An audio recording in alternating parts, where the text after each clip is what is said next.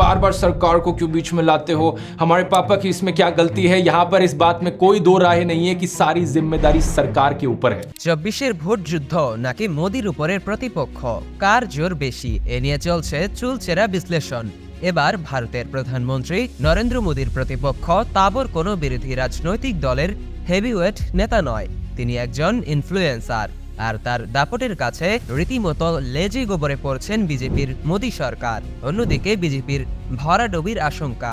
সব মিলিয়ে এবার গদিচ্যুত হতে পারেন মোদি, এমন ধারণা অনেকের। প্রথম থেকে চতুর্থ দফার ভোটের পরিস্থিতি মোদির ধরাশায়ীর আভাস দিচ্ছে বলেই মত দেন নির্বাচন বিশেষজ্ঞ। আর তার উপরে ধ্রুব রাঠির আগমন নির্বাচনের হাওয়া পুরো পাল্টে দেবার পথেই এগোচ্ছে বলে মত দেন ভারতের সাধারণ নাগরিক। তো জানা দরকার কে এই ধ্রুব রাঠি, যিনি মোদির প্রতিপক্ষ।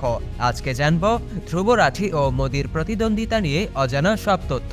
ধ্রুবর জন্ম ভারতের হরিয়ানা রাজ্যের হিন্দু জাট পরিবারে। হরিয়ানায় তিনি প্রাথমিক শিক্ষা সম্পন্ন করার পর জার্মানিতে উচ্চ শিক্ষার জন্য পাড়ি জমান এবং উচ্চতর শিক্ষা সম্পন্ন করেন। বর্তমানে তিনি জার্মানে বসবাসরত ভারতীয় ইনফ্লুয়েন্সার ও ব্লগার। মূলত তার কন্টেন্টের বিষয়াবলীর জন্যই তিনি মোদির প্রতিপক্ষ বলে পরিচিত। এবারে জানব অরাজনৈতিক ব্যক্তিত্ব ধ্রুব রাঠি কিভাবে হয়ে উঠলেন মোদির প্রতিপক্ষ। বিশেষ করে ধ্রুব তার কন্টেন্টগুলো সামাজিক, রাজনৈতিক ও পরিবেশগত বিষয়ের উপর করে থাকেন। এর মধ্যে রাজনৈতিক কন্টেন্টগুলো অন্যতম, কেননা রাজনীতি নিয়ে ধ্রুবর যে কটি কন্টেন্ট রয়েছে তার সবগুলোই মোদি বিরোধী। দেখা যায় সবগুলোতেই মোদির সমালোচনামূলক ভিডিও। আর এ কারণেই তিনি রাজনৈতিক ব্যক্তিত্ব না হয়েও অরাজনৈতিক প্রতিপক্ষ, তাও প্রভাবশালী দল বিজেপির শীর্ষ নেতা প্রধানমন্ত্রী মোদির মতো ব্যক্তিত্বের। মূলত ধ্রুব রাজনৈতিক কন্টেন্টগুলো মোদিকে নিয়ে সমালোচনা করা, মোদির বিভিন্ন সমালোচনামূলক কাজকর্ম তুলে ধরা। আর এক্ষেত্রে তার ভিডিও দেখতে দেখতে দর্শকদের মাঝে উত্তেজিত পরিস্থিতি তৈরি করে। শুকনো প্রশ্নের তীক্ষ্ণ জালে এমনভাবে বিজেপির নেতাদের জড়ান যেখান থেকে পরিত্রাণ পাওয়া দুঃসহ।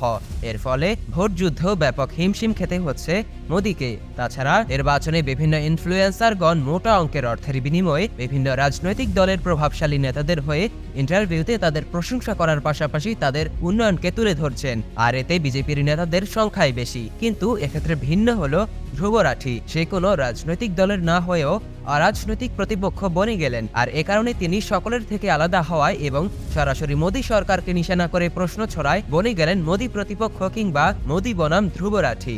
24-এর লোকসভা ভোটের আগে বিজেপি জিতবে এবং একক সংখ্যাগরিষ্ঠতায় সরকার গড়ার আশ্বাস জানান মোদি শাহের মতো বিজেপির শীর্ষ তাবর নেতারা। নির্বাচন বিশ্লেষকদের মতে নিজেদের দুর্বলতা ঢাকতেই এভাবে প্রচারণা চালাচ্ছে ক্ষমতাসীন দল বিজেপি। আর এতে করে সাধারণ মানুষের কাছ থেকে বরং আস্থা হারাচ্ছেন বিজেপি, যার প্রভাব গিয়ে পড়ছে ভোট প্রক্রিয়ায়।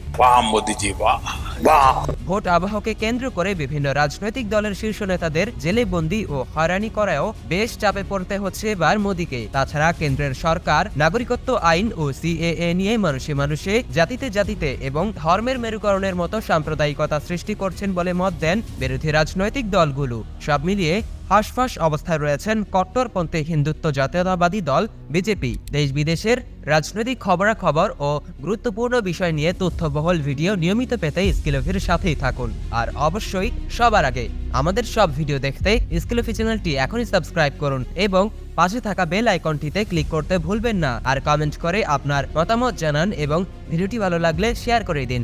ধন্যবাদ এতক্ষণ সাথে থাকবার জন্য।